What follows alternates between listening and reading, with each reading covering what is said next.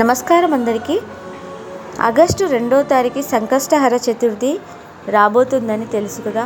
ఈరోజు మనం ప్రతి నెల ఎంతోమంది భక్తులు భక్తి శ్రద్ధలతో ఆచరించే పవిత్రమైన సంకష్టహర చతుర్థి గురించి తెలుసుకుందాం.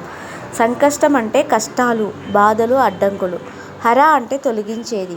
కాబట్టి జీవితంలోని కష్టాలను తొలగించే చతుర్థి కావడంతో దీనిని సంకష్టహర చతుర్థి అని పిలుస్తారు. ఈరోజు విఘ్నాలకు అధిపతి అయిన శ్రీ మహాగణపతిని భక్తితో పూజిస్తే అన్ని రకాల అడ్డంకులు తొలగి శుభ ఫలితాలు కలుగుతాయని పురాణాలు తెలియజేస్తున్నాయి.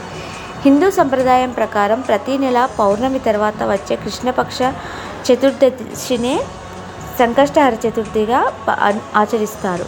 మంగళవారం రోజున ఈ చతుర్థి వస్తే దానిని అంగారక చతుర్థి, సంకష్ట చతుర్థి అని పిలుస్తారు. ఈ రోజున చేసే పూజకు మరింత విశిష్టత ఉందని విశ్వాసం.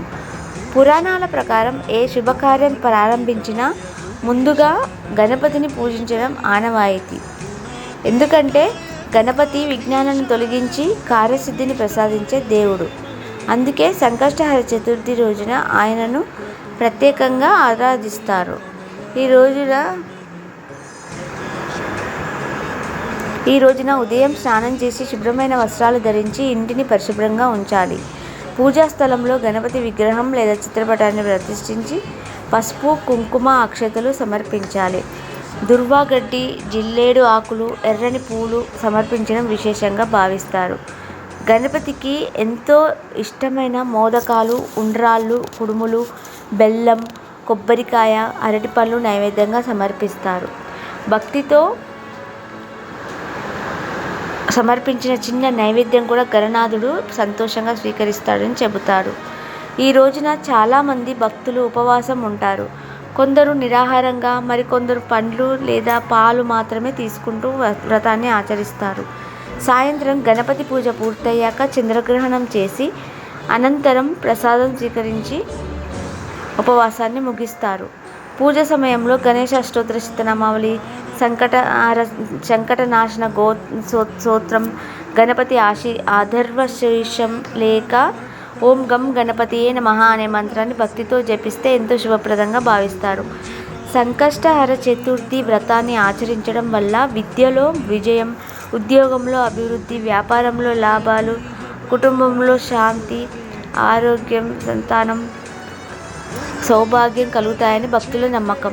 మనసులోని భయాలు, ఆందోళనలు తగ్గి ధైర్యం పెరుగుతుందని కూడా విశ్వసిస్తారు. అయితే ఈ వ్రతం యొక్క అసలు ఉద్దేశం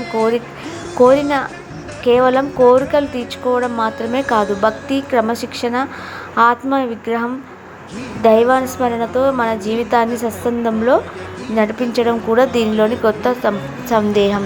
చంద్రదర్శనానికి కూడా ఈ వ్రతంలో ప్రత్యేక ప్రాధాన్యం ఉంది. గణపతి పూజ అనంతరం చంద్రుణ్ణి దర్శించి నమస్కరించి ప్రసాదాన్ని స్వీకరించడం ఆనవాయితీ. ఇలా చేయడం ద్వారా వ్రతం సంపూర్ణమవుతుందని చెబుతారు. భక్తులారా, ఈ మహాగణపతి అనుగ్రహం ఉంటే ఎంతటి కష్టమైనా సులభంగా అధిగమించవచ్చని పెద్దలు చెబుతారు. అందుకే ప్రతి నెల వచ్చే సంకటహర చతుర్థిని భక్తి శ్రద్ధలతో ఆచరించి గణపతి ఆశీస్సులు పొందుదాం. ఈ వీడియో మీకు నచ్చితే లైక్ చేయండి.